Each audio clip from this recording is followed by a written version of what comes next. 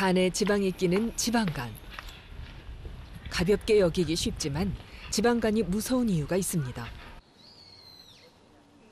지난 연말 퇴직한 이후 5kg이나 늘었다는 문종구 씨. 술도 많이 먹는 편이 아닌데 지방간이 있다고 합니다.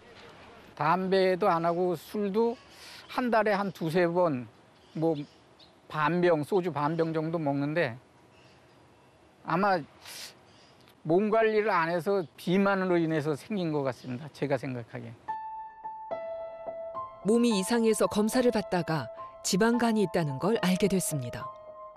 양 어깨가 아프고 목도 아프고 그러다가 이제 손가락도 저려오고 팔꿈치도 시리고 이렇게 증상이 여러 가지가 나타나갖고 병원에서 이제 이것저것 검사를 다 해보게 됐죠. 지방간은 발병 원인에 따라 알코올성 지방간과 비알코올성 지방간으로 나뉩니다. 흔히 지방간을 술로 인한 질환으로 알고 있지만 비알코올성 지방간은 전체의 80%를 차지합니다. 술을 많이 마시지 않더라도 음식물을 과다하게 먹게 되면 에너지로 쓰이다 남은 탄수화물이 우리 몸에 저장되는데요. 이 과정에서 중성지방으로 바뀝니다.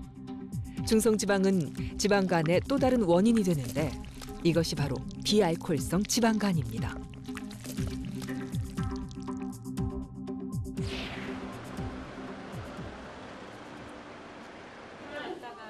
가족 중에 암으로 돌아가신 분이 있어 지방간이 더욱 걱정된다는 문종구 씨. 배를 불려보세요, 불룩하게. 오늘 문종구 씨는 간 탄성도 검사를 받습니다. 간이 굳어가면 탄성도가 떨어지는데요. 간의 섬유화가 어느 정도 진행됐는지 초음파를 통해 확인하는 겁니다. 간경변증 여부도 알 수 있습니다. 파란 색깔이 정상인데 약간 노랑에서 연두로 보이죠? 지금 안에 간의 섬유화가 있는 걸로 지금 진행되고 있는데. 네, 있는 걸로 지금 확인이 됐습니다.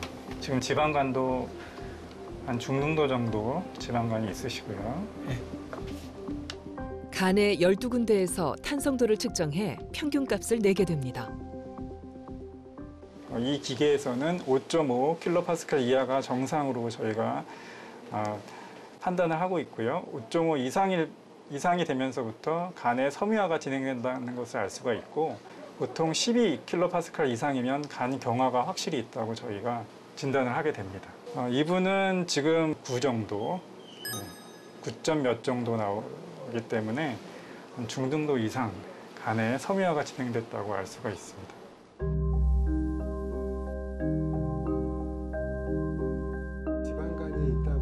간이 섬유화돼가고 있다니 어느 정도 심각한 상태일까요? 지금 이렇게 체중이 많이 나가시고 지방간이 심하게 되면은 지방 간염이 동반되게 되면 그것 때문에도 간 손상을 유발할 수 있고 그게 아주 오래되고 관리가 안 되면은 간경변증까지 진행을 할 수도 있는 거예요. 자칫 간경변증으로 넘어갈 수도 있습니다. 섬유화라고 그러면 뭔가 좀 딱딱해지는 느낌이 드는 거죠. 그러니까 제가 환자들한테 쉽게 설명할 때 가볍게 다치면 우리가 상처가 나지만 회복이 되면서 흉터도 없이 깨끗하게 낫는데 반복적으로 상처를 입거나 상처가 깊게 되는 경우에는 우리가 흉터가 남잖아요. 이거를 너무 소홀하게 생각하고 별게 아니다라고 생각하고 놔두게 되면은 간의 섬유화가 조금씩 진행을 하게 되는데 섬유화도 물론 가벼운 단계에서는 회복이 되는데 이게 어느 단계를 지나서 아주 심한 섬유화가 진행하다 못해 우리가 간경변증이라고 말하는 단계에 도달하게 되면 그때 가서 금주를 하고 그때 가서 생활 습관을 개선한다고 하면 안전이 좋아지기는 어려워집니다. 아직은 간이 문종구 씨에겐 문제가 더 있었습니다. 진행하거나 그런 소견은 아니니까요. 콜레스테롤이 보면 우리가 보통 200 미만을 정상으로 하는데 278로 상당히 많이 올라가 있죠. 그래서 나중에는 콜레스테롤에 관련된 문제, 혈당에 관련된 문제들이 발생할 수 있는 여지가 있어요. 콜레스테롤의 혈당 수치까지 건강을 나타내는 중요한 지표들이 덩달아 올라가고 있는 상황입니다. 왜 그런 걸까요? 대부분 간에서 뭔가 해결이 안 되고 간에 축적이 된다는 건 나한테 여분의 칼로리가 남는다는 거거든요. 그러면서 보통 콜레스테롤이라든지 혈당이라든지 아니면은 같이 먹은 음식 때문에 혈압도 높아지는 경우들이 많기 때문에 대개 지방간이 발생했다는 거는 간 자체가 기름이 낀 것도 있지만 동반된 우리가 소위 성인병이라고 말하는 질환들도 모두 같이 위험 수위에 올라왔다라고 보는 게 맞습니다. 지방간은 단순히 지방간 하나만의 문제가 아니었습니다. 딱히 운동할 만한 데가 없는 요즘, 문종구 씨는 아침 저녁으로 20층 아파트 계단을 오르고 있습니다.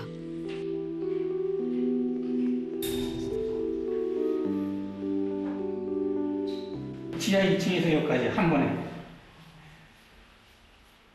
내려갈 때는 왜 엘리베이터를? 그 이제 나이 먹어서 계단 내려갈 때는 하중이 동반되니까 관절에 무리가 오니까는 엘리베이터 타는 거죠. 더 이상 악화되면 안 된다. 위기의식을 갖고 시작한 운동입니다. 그런데 지방간은 정말 운동을 하면 좋아질 수 있을까요? 지방간은 분명히 쉽게 좋아질 수 있는 질환이고요. 반면에 약물로 좋아질 수는 없는 질환이에요. 아직까지도 약물을 가지고 지방간을 없애주는 약이 공인된 약은 없고요. 결국에는 생활 습관을 교정해 주는 것만이 지방간을 해결해 줍니다. 관리하지 않게 돼서 간경변증으로 진행하는 비율이 꽤 있거든요. 그래서 관리의 중요성이 높은 질환입니다.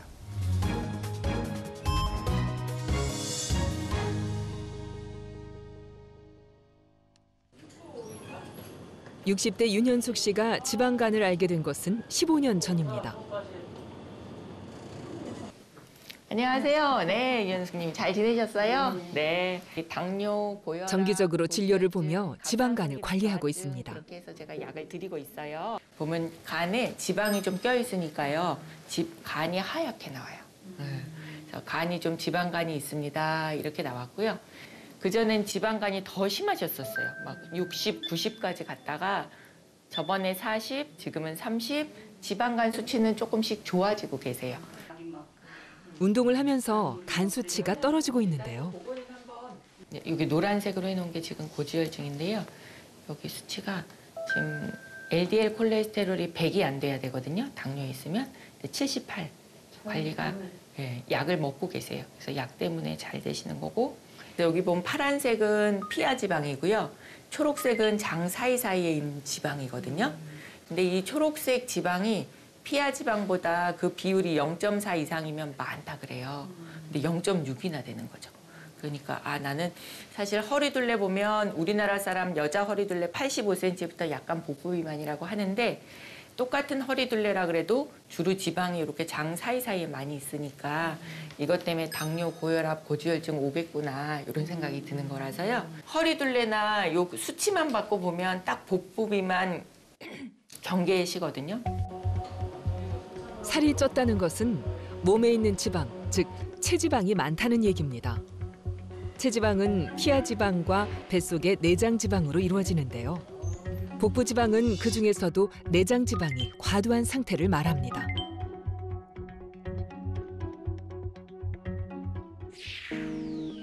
우리가 먹는 음식은 포도당으로 전환돼 에너지원으로 사용됩니다. 에너지원으로 쓰고 남은 포도당은 지방으로 변해 쌓이게 되는데 지방은 피부 아래, 즉 피하층에 먼저 쌓입니다.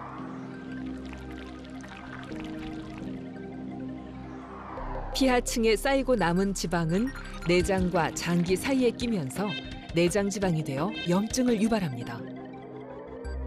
이때 남은 지방이 간에 축적되면서 우리 몸에 지방간을 만드는 겁니다.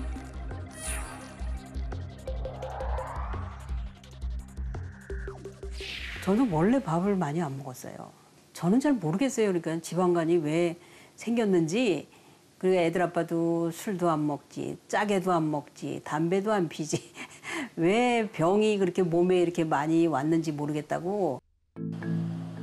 고기를 즐겨 먹지도 않고 과식을 하지도 않는다는 윤현숙 씨. 지방간에다 복부 비만의 경계까지 간 이유는 무엇일까요? 시장에 가서도 과일 가게부터 들르는 윤현숙 씨. 과일도 한 가지만 고르지 않습니다. 밥은 잘 먹지 않더라도 과일만큼은 꼭 챙겨 먹는다는데요. 과일로 배가 부를 때도 많습니다. 과일을 너무 좋아하니까 과일은 자다가 일어나서 화장실 갔다 오다가도 식탁에 있는 과일을 하나씩은 집어먹고 들어가고 그렇게 했던 것 같아요. 몸에 좋다는 과일. 설마 이 과일 때문에 지방간과 복부 비만이 생기는 걸까요?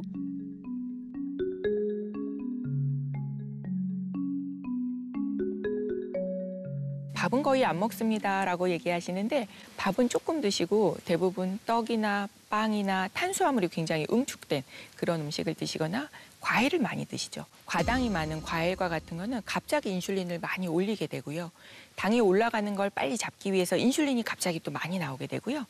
인슐린이 나오고 나서 방금 먹은 당은 소화가 됐는데 다시 저혈당처럼 당이 떨어지니까 또 단 걸 먹게 되죠.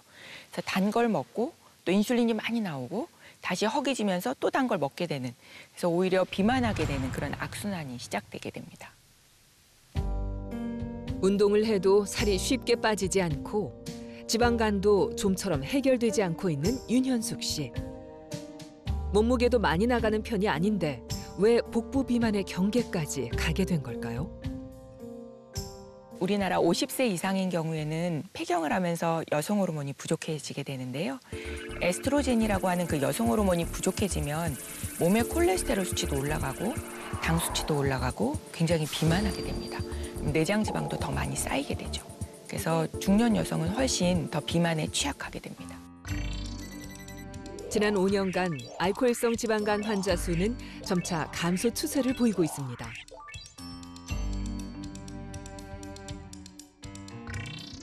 그런데 그에 비해 비알코올성 지방간 환자는 해마다 꾸준히 증가했습니다.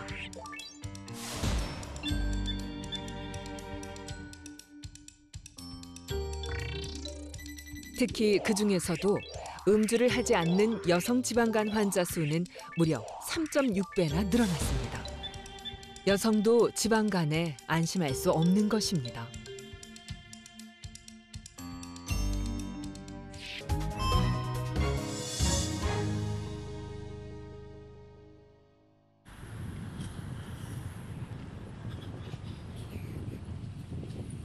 살, 어떻게 뺄까? 많은 사람들이 궁금해하는 것입니다. 그 방법을 찾기 위해 김용환 씨를 따라가 봤습니다. 그는 매일 걷는 운동을 하며 감량했습니다. 허리가 기존에 제가 보통 34 정도를 입었는데 지금은 이제 32 정도로 한 2인치 정도가 실제로 입는 것이 좀 달라졌고, 그래서 한 2년 전에 샀던 바지들이 지금은 이제 주먹 2개가 들어갈 정도의 크기로 지금 많이 빠져 있죠. 6개월 전 지방간에 당뇨와 콜레스테롤까지 겹쳐 찾아왔습니다. 운동하면 낫는 병이다. 의사의 말 한마디에 살을 빼기로 결심했습니다. 하루 1000보를 기본으로 설정을 해놓고 이게 이제 100%가 1000보인데 이제 어제 같은 경우 154 이렇게 평균적으로 이제 월요일 빼고는 거의 한 달 내내 봤을 때 기본이 다 150% 정도 나오게 13,000보에서 한 14,000보를 하고 출발을 이렇게 올림픽 공원으로 특별한 운동은 없었습니다. 잠실대교 앞에 그저 걸었습니다. 여기 다시 하루 통해서 1000보를 오는 목표로 건 자신과의 3,000 약속을 에서 지키려 집으로 노력했습니다. 이걸 기본 코스로 지금 하고 있어요. 우리가 열심히 운동을 하면 똑같은 인슐린 양으로도 더 많은 혈당을 소비할 수 있습니다. 몸속에 쌓이는 걸 막아줍니다.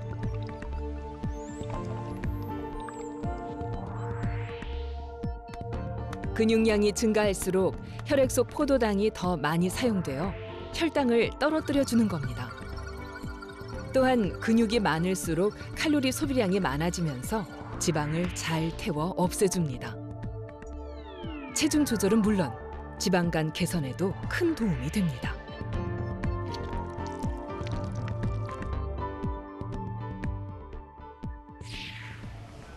김용환 씨는 먹는 것에도 신경 썼습니다.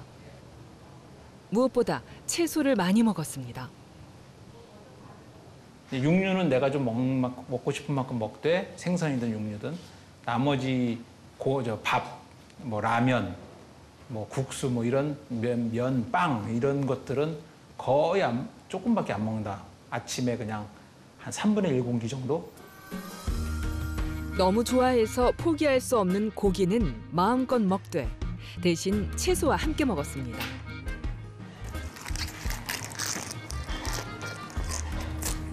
단백질 섭취를 제한하고 멀리하면 지방간에서 지방의 이동을 도와주는 물질을 만들지 못해 오히려 지방간 해결에 도움이 되지 않습니다. 밥이 먹고 싶을 땐 그 양을 3분의 1로 줄였습니다. 채소를 밥처럼 먹는다. 김용환 씨의 노력은 어떤 성과가 있었을까요?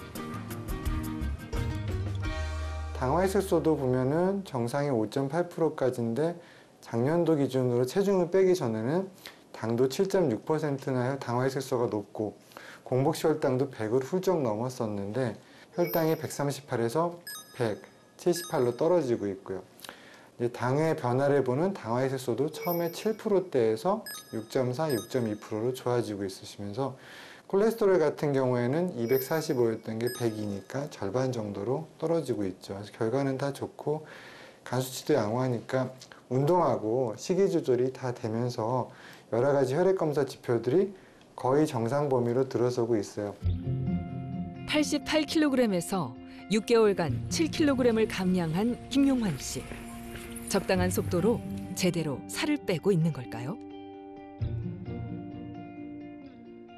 그래서 일주일에 1kg를 넘지 말고 단계적으로 해서 감량을 해서 좀 심한 지방간의 경우에는 10% 정도 감량을 하라고 권장을 1차적으로는 하고는 있어요. 우리가 보통 흔하게 한 70kg 정도다. 그러면 첫 한 달에 2, 3kg 정도의 감량을 권장하는데 그게 아니라 훨씬 많은 감량이 이루어진 경우는 한 번쯤 의사하고 상의를 해볼 필요가 있고요. 70kg 정도를 기준으로 한다 그러면은 첫 3개월에 한 7kg 정도 감량을 한다면 아주 적당한 속도로 잘 감량이 되고 있다고 평가를 해야겠죠. 10kg을 감량하고 꾸준히 체중을 유지하고 있는 신현필 교수. 그 다이어트에는 운동과 식이요법 이외에 특별한 노력이 하나 더 있습니다.